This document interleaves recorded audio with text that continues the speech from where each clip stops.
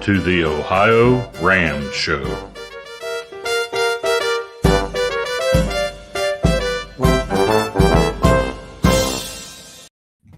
Well, hello again. This is Jim Lawyer here, and this is the OhioRAAM Show, number 359, the show about RAM and all things ultracycling.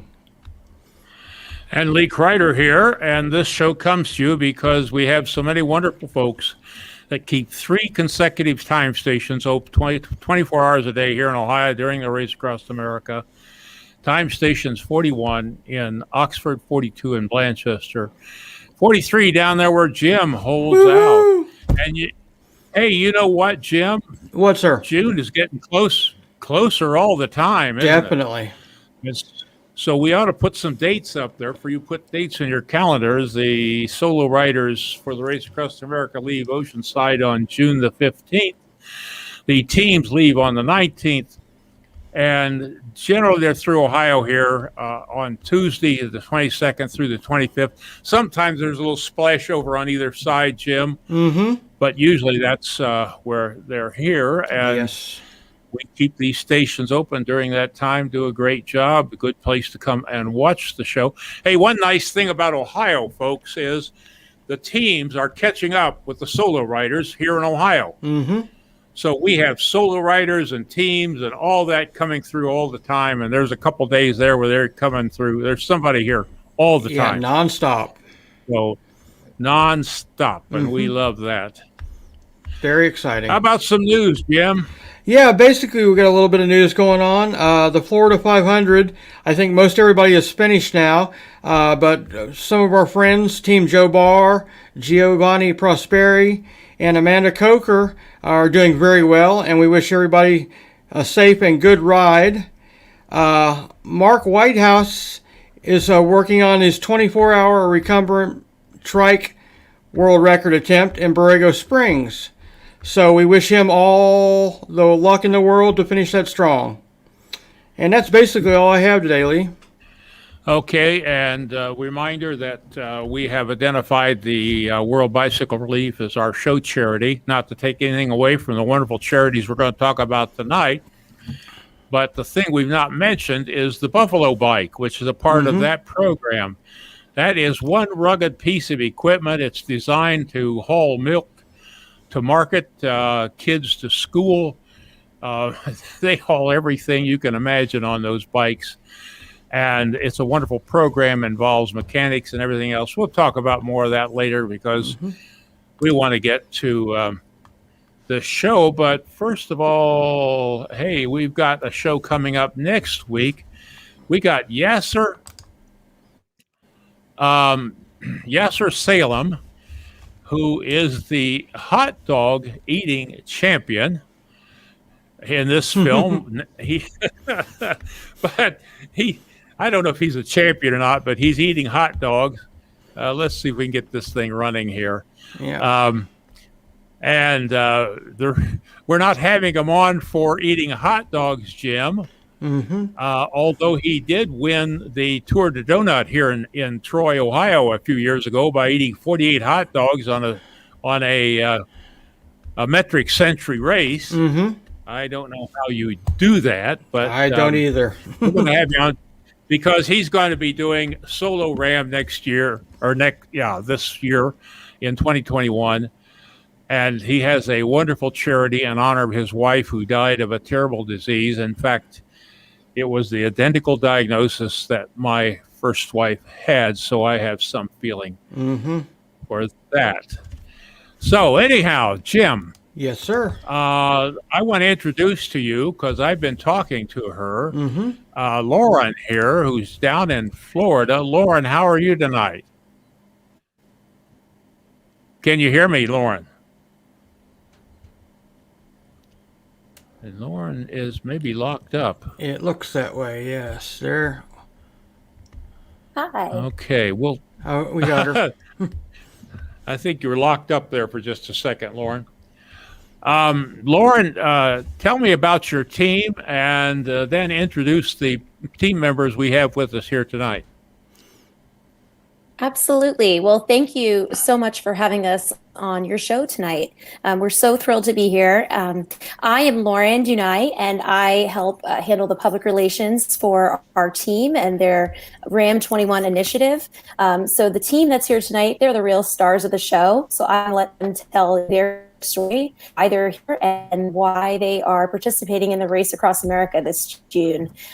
So up first, we have Mark Julian. He is the team lead. Okay, let's bring Mark in here. Hi, Mark. How you doing? Hey, Mark. Go ahead, Jim. See you guys.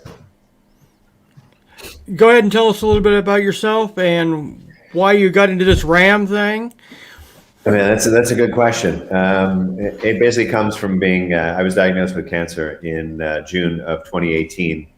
And while I was going through treatment, when you're in that sort of dark hole of radiation and chemo, I started looking for something to motivate me and cheer me up. And I started thinking, what is something crazy that I could do to prove to myself that I was sort of back on my feet once I conquered cancer. And just one night I sort of ran across the RAM website and said, that sounds like fun.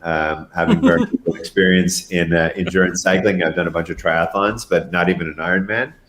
I thought that would be an awesome way to prove to myself that I was back on my feet. So I just, from there, slowly kept thinking about it, and it kept me motivated until I was in remission. And at that point, I announced to myself and my family, guess what? I'm going to do this Race Across America. And everyone sort of looked at me thinking I was, first of all, nuts. And second of all, what is that event? I've never heard of it. Mm-hmm.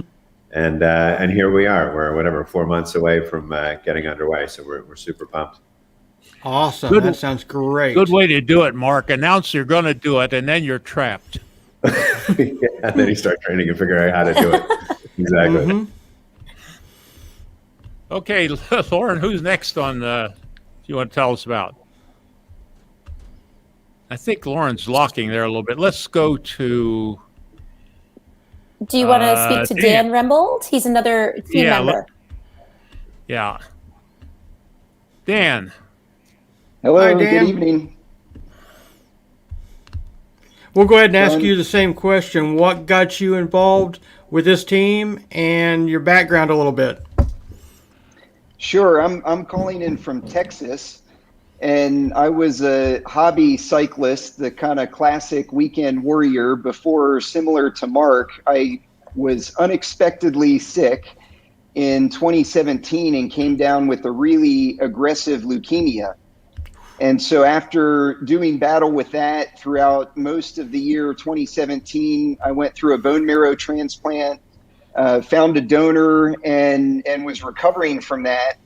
And so, of course, I got back out on my bike again to try to get some fitness back. And I ran into a group of team and training cyclists out near our house, near our farm in Texas, that were training and raising funds for the Leukemia and Lymphoma Society. And then 5 months later, I got a call back from them. I left my contact info. I cheered them on. I said, hey, I'm alive because you guys are out here raising money to get some research going and cure this disease. And later that year, they called me back and said, well, hey, we found this guy, Mark, in Florida, and he's a cancer survivor, and he wants to put a team together to do this Race Across America. And I was thinking, that's insane. I've ridden 100 miles before. This is 30 times that distance, and now I'm trying to recover from cancer. But before I wrote him back and said, no, I don't want to do it, I was like, well, maybe I'll let the idea stew a little bit. And of course, it kind of took hold, and you start thinking about, well, maybe I could be even healthier after cancer than before. Mm-hmm. And so after letting that stew and get the ideas flowing, I decided to write back and sign up. So that's a little bit my story on how I got connected to Mark and starting in the ultra distance cycling space. Outstanding. Well, we're glad you're here. Hey, Jim, my internet connection or my connection with the service seems to be in and out. So okay, be alert and cover my rear end. All right. Definitely. Hey, and by the way, if you're out there watching, please let us know. Make a comment either on YouTube or Facebook, either one, and we'll see it here, and we'll try to post it up here. Okay. Gotcha. Lauren, who's next?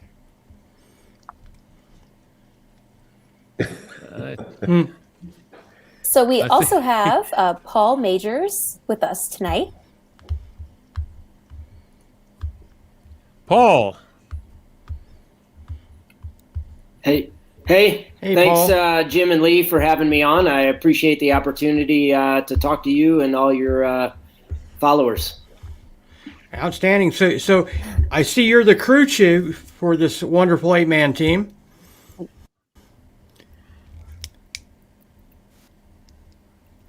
So I couldn't hear you guys, but I assume you were asking me the same question. Well, I basically ask, I see you're the crew chief for the 8-man team. What got you involved with this?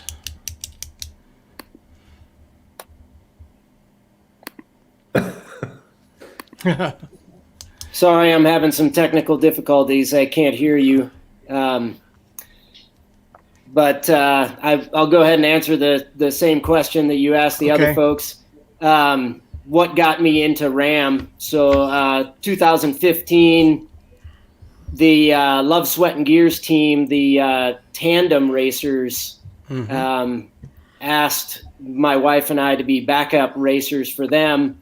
When they didn't need us, I came along as a mechanic and helped fix bikes for them and make their record-breaking attempt work. And after that, I just got hooked. I enjoyed the race. I enjoyed everything about it. And I wanted to take what I had learned on that first crossing and share it with other teams. So in 2017, I came back again and helped another Love, Sweat, and Gears team succeed. Then I helped the H-Tex Velo Femme Women's, the 4-person raw team, set a new record. And I've just enjoyed it over and over and over. So I'm happy to help Mark and Dan and the rest of the teams, succeed, and I can take what I've learned so they don't have to make the same mistakes that I did, and can do the crossing successfully. Outstanding. I don't know if you can hear me, but that sounds great that you're bringing your experience and wealth of knowledge to this wonderful team. And it looks like we lost Lauren, Lee. Okay, well, let's just go on to Bob. Okay. Bring Bob in here. Hi, Bob. How are you? I am fine and dandy like a piece of candy. Partly that's because I'm in Arizona. I live in a suburb of Phoenix, but I did get out this morning and experienced some 30 degrees on the fingers. It was a little unpleasant. So, well, I'll ask you a similar question. What got you into RAM and being with this wonderful team? Well, I think I inherited it. My dad and mom, actually, they were officials for RAM for several years. And Dad did a lot of stuff with Lon Haldeman back in the day. He did a pack tour himself when he was 65. And, honestly, during that period of my life, I just thought, man, what is he doing? That's just so dumb. Well, he passed away. He passed away from prostate cancer in 2013. And my mom, of all the kids, myself and my wife were the most active. So we inherited his bikes. You can see, I'll show you that. That's his white Nice. that he did pack tours on. That has his name on it, and I'll be riding that bike in his honor a little bit. Maybe not the entire crossing, but that it's got his name on it, and I can see that. So I started, a friend of mine invited me to do a triathlon, and I'm like, oh, wow, I've got this bike in the garage. I used to be on swim team when I was 12 years old and ran cross country in high school. Piece of cake, right? So it cost me $600 to get the bikes going between me and my wife, because you got to get the tires on it. And it's like, what the heck are these pedals? Oh, I have to have special shoes. And how do the shifters work? I got it all shifted up and then couldn't shift down. I had to look it up on YouTube. But anyway, as soon as I got on that bike and went, it's like, wow, this is a great bike. And it's like, it's not like all the iron monsters that I rode when I was a kid. So I kind of got hooked. I finished that first sprint triathlon like dead last. But as soon as I was done, I'm going, man, I can go faster than that. So I really was doing a lot of triathlon, shorter distances. I've done as long as a half Ironman. But in 2017, I was diagnosed with prostate cancer. And, since my father had passed away, my doctor and I had been watching it. So, it was, if there is such a thing, it was a little tiny baby cancer. And we got it taken care of. I was fortunate not to have to go through any chemo or radiation. We just did it with that crazy Da Vinci robot, with the 6 arms and stuff. It's pretty amazing what they can do. But I just want to say, all you guys watching, 45, 50, get your PSA tested every year and your regular blood test, because it's so treatable. Nobody should, get too far along with that. So anyway, I actually finished the Oceanside Triathlon 1 year to the day after the doctor told me I had cancer. So that's amazing. That's great. It was pretty emotional. So in the meantime, I got hooked up with this crazy guy that was doing all these long. We went out and did RAW. He says, I'm going to do RAW. I said, what's that? And he says, well, it's this big race. We went out. We had no idea what we were doing. Brute force and ignorance. He finished, and we finished, and learned a ton. But we're kind of homegrown. But I started crewing for him. But every time I was crewing for him, I wished I was on the bike. So I did the 24-hour. Well, obviously not this past year, but that would have been 2019, and done some 200-mile stuff, as well as I've gone on and crewed for other ultra cyclists to kind of learn more about the sport. But man, I tell you what, just the people in the community that's in the ultra cycling community is just it's crazy. They'll do anything for you.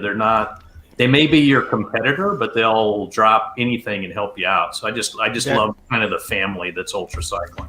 And we've seen the same thing too. It's amazing, the camaraderie and the ability to work together.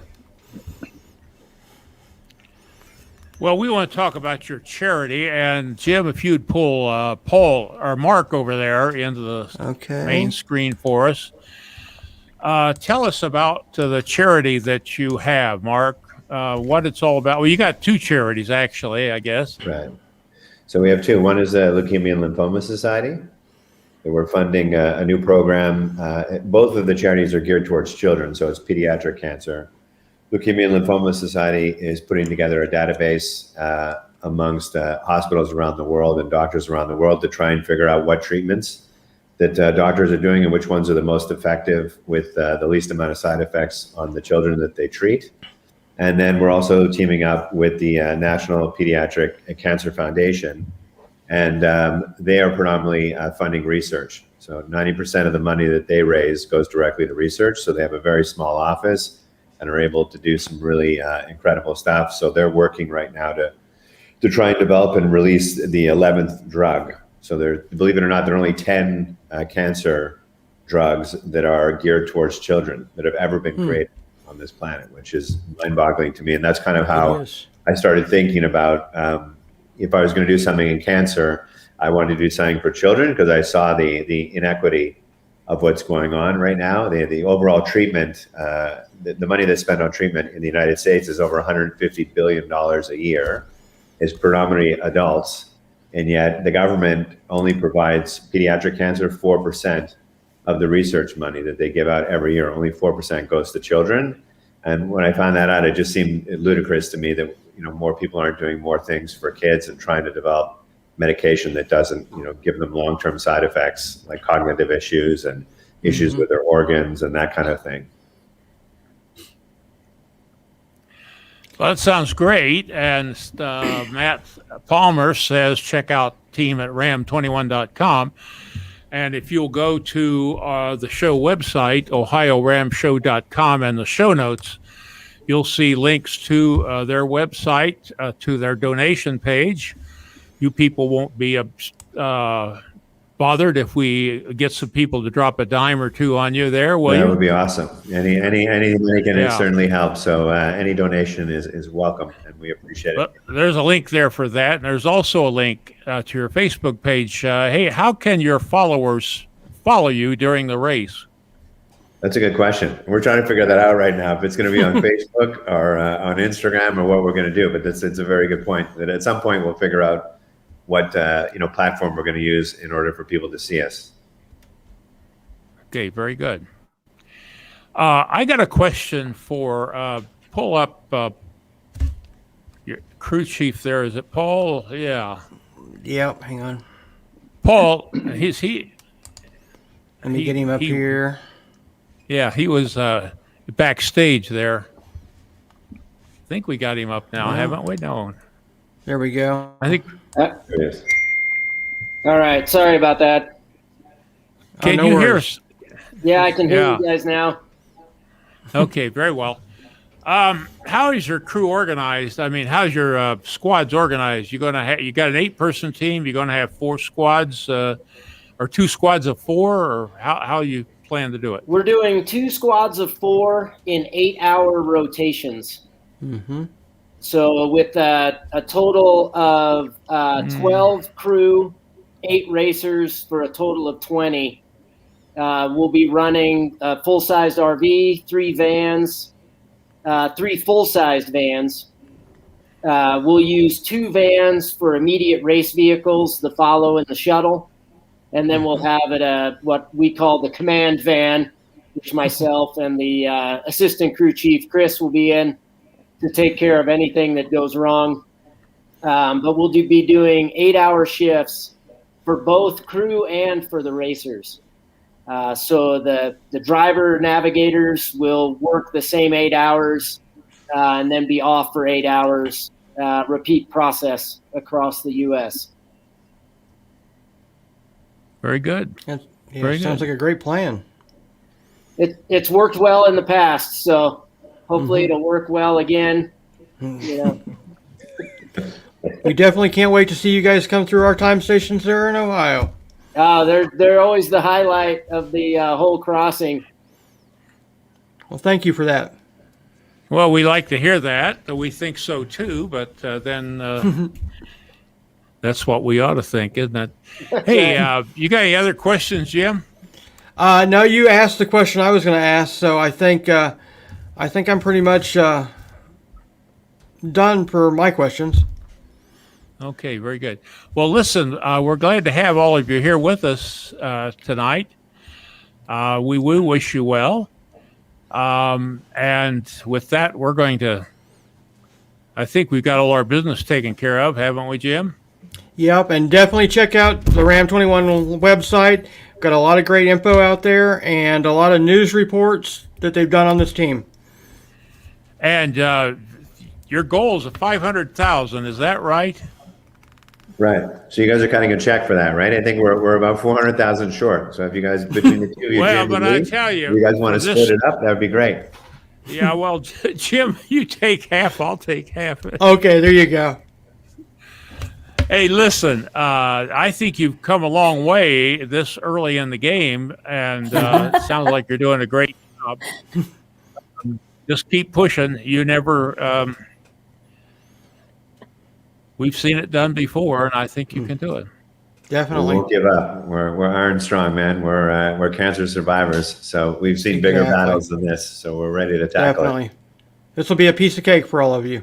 Right.